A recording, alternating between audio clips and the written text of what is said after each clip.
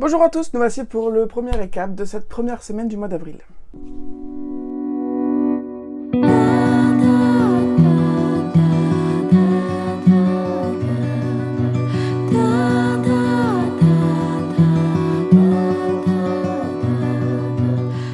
Donc nous sommes le 12 avril, donc ça fait plutôt, j'ai dit une semaine, mais ça fait plutôt 2 semaines à peu près, à moitié.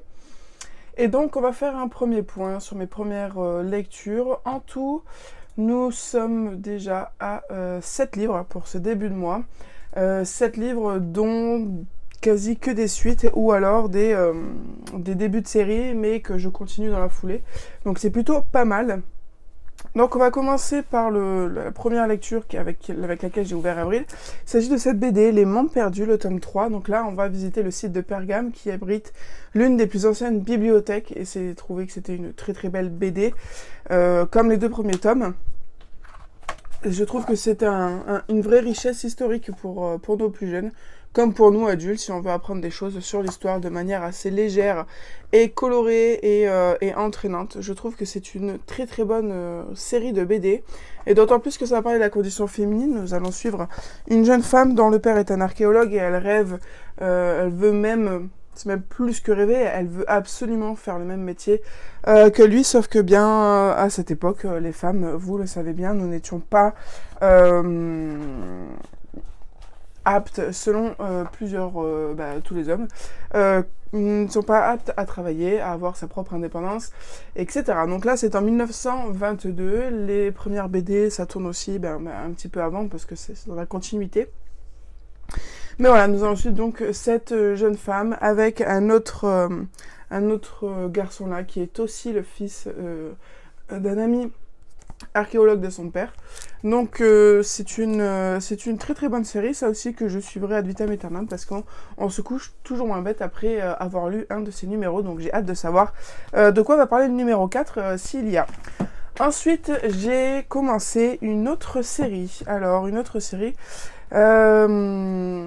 disons que j'avais eu... on est dans la période où on commence à faire les travaux. Donc, j'avais peu de temps pour m'envoyer dans des énormes pavasses. Donc, j'ai commencé à lire cette petite chose-là, qui est un peu plus facile à lire. Donc, La Cour de l'hiver de Krista Street, c'est le premier tome des secrets du givre et de la neige. Donc, c'est une romantaisie qui est quand même assez simple. Attention, il y a du smet ici et encore plus dans le tome 2. Donc, bon, voilà, j'ai lu le tome 1 et 2. Et là, ce week-end, je suis en train de lire le tome 3. Je pense que le tome 3, je l'aurai fini d'ici lundi. Donc, vous en aurez mon avis la semaine prochaine, dimanche prochain. Donc c'est une série quand même, là nous avons une cotation à 2/4 pour le spicy, et le tome 2 nous sommes à une cotation de 3/4 pour du spicy. Le tome 3 on se calme un peu, bien que il va y avoir une scène, là pour l'instant il y a eu une scène à 50% du roman, donc ça va. Mais j'ai beaucoup aimé ce type, j'ai bien aimé ce type de romantaisie, pas autant que d'autres, mais j'ai trouvé que c'était vraiment très sympa, très léger. L'ambiance vous prend directement. J'aime beaucoup l'histoire de failles ailées avec des affinités. Ici, on va tourner dans des épreuves mortelles pour désigner la future reine. Voilà, il y a énormément de choses dans cet univers qui fait que ça marche bien. Après, c'est vrai que on n'a pas à bloc de description de world building, bien que ça soit quand même assez bien expliqué, parce que voilà, ce sont des petits romans. Hein. Le 3e, c'est le plus long, je crois. Il fait... Non, le 2e est le plus long, parce qu'il fait 400 pages. Le 3e, il en fait que 370. Le 4e, je ne sais pas, parce que le 4e n'est toujours pas traduit. Hein. Là, le 3e tome que je lis, actuellement, n'est pas sorti encore en format papier. Il ne sortira que le 22 avril. Et je le lis, du coup, au format e-book. Donc, si vous voulez une romantaisie polaire, avec un enemies to lovers, des histoires de failles qui ont des ailes et d'autres pas d'ailes, une héroïne qui ne sait rien en fin de compte d'elle, de ses affinités et de son passé. Ensuite, on va entrer dans des guerres un petit peu politiques, avec des enjeux plutôt de guerre, des enjeux de recherche du pouvoir, et aussi on a toujours une épée de Damoclès dans ce livre, parce que à tout moment, si notre héroïne n'y arrive pas, toute la race des fées peut s'éteindre par manque de nourriture. Donc il y a vraiment plein de choses, j'aime beaucoup, comme je vous dis, c'est très léger, c'est très facile. Je le vois beaucoup dans les recommandations pour des premiers romantaisiers, c'est vrai, ça fait tout à fait le taf pour commencer ce genre, je trouve, bien que il y ait quand même du smut. Donc, et puis ça parle assez crûment, hein, donc voilà, faut quand même être averti. Donc vous en saurez un peu plus la semaine prochaine quand je vous parlerai du tome 3. Ensuite, j'ai lu 2 BD, donc le tome 4 et 5 de Rose and Crow, une série de BD que j'avais commencé, je crois, à sa sortie, et en fait, j'attendais juste qu'au travail, elles sortent de l'équipement. Donc j'ai lu le tome 4 et 5, j'ai eu un peu de mal au début de me remettre dans l'histoire, parce que le tome 3 date d'un petit moment déjà. Et une fois que j'étais replongée dedans, je me suis laissée prendre au jeu aussi, j'ai beaucoup aimé, et ça faisait beaucoup résonance. En fait, je les ai lus pile après avoir fini mes 2 grosses briques dont je vais vous parler juste après, et ça faisait énormément résonance à tout point de vue aux 2 pavés, donc ces histoires de roses, de ronces, d'épines, de guerre, de... Voilà, plein de choses, de mères vengeresses, de mères ultra puissantes, bon... Voilà, et d'un petit ennemi The Two Lovers aussi entre Rose et Crow. Ils sont pas censés s'aimer, ils sont censés être ennemis. Notre Crow, là, c'est un petit Morally Grey, parce que on dit, lui-même le dit, qu'il ne se battra jamais que pour lui-même, et pourtant, il a des comportements protecteurs et assez possessifs avec Rose. Donc, voilà, je trouve que c'est une BD qui se lit très très bien et qui pourrait s'apparenter à une parfaite romantasy, bien qu'il n'y ait... pas grand chose de particulièrement choquant. C'est vrai qu'au boulot, j'ai pas compris pourquoi on les a mis en jeunesse. Ça aurait été plus de l'ado, ado-adulte que vraiment jeunesse. Parce que classer ça à Rose and Crow à côté de Anatole ou de je sais pas moi, de Ajax et Immortel Adèle, ouais, ça n'a pas trop de sens.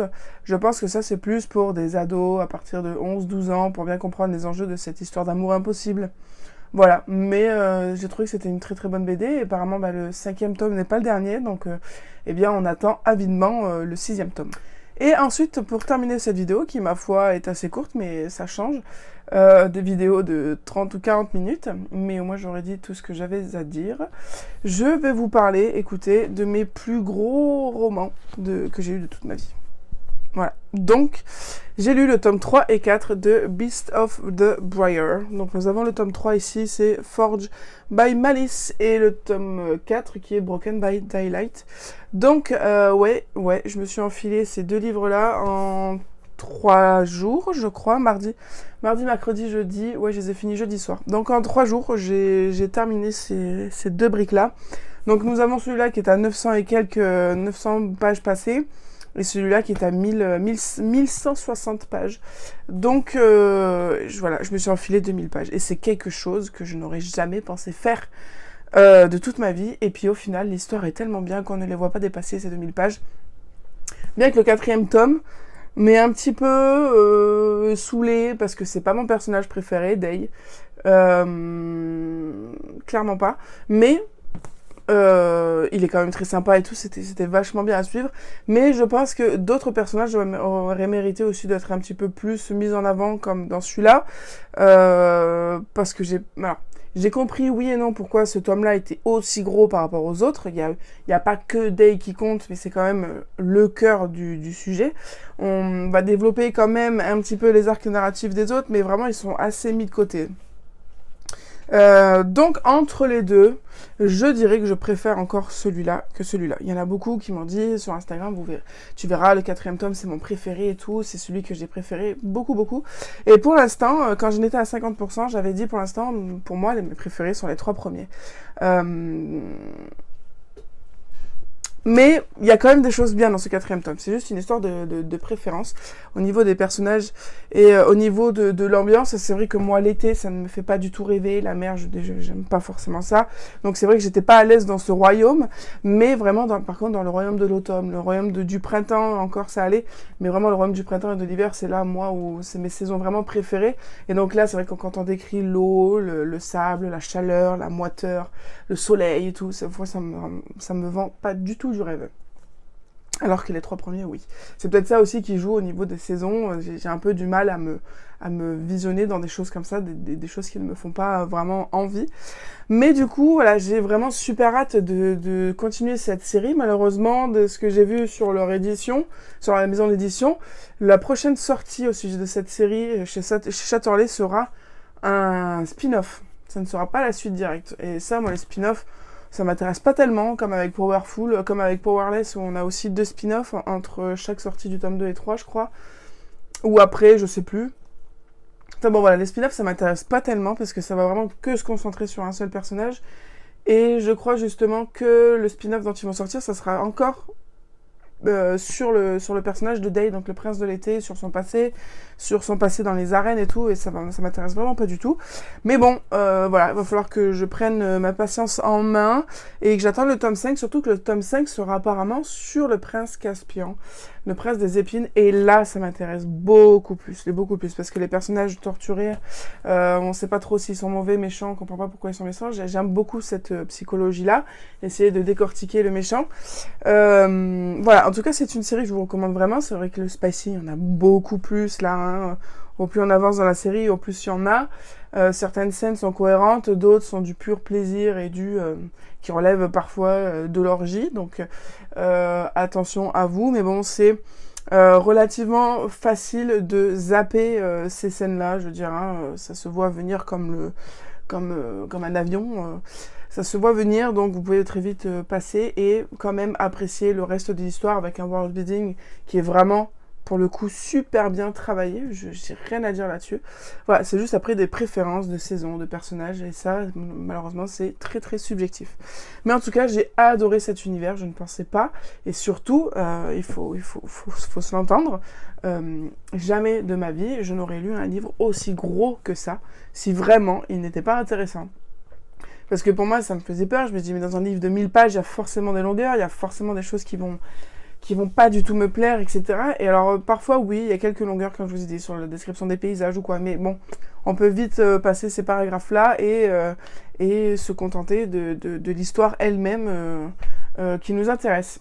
Donc, je suis vraiment très contente. J'ai beaucoup moins peur, du coup, des grosses pavasses, surtout que là...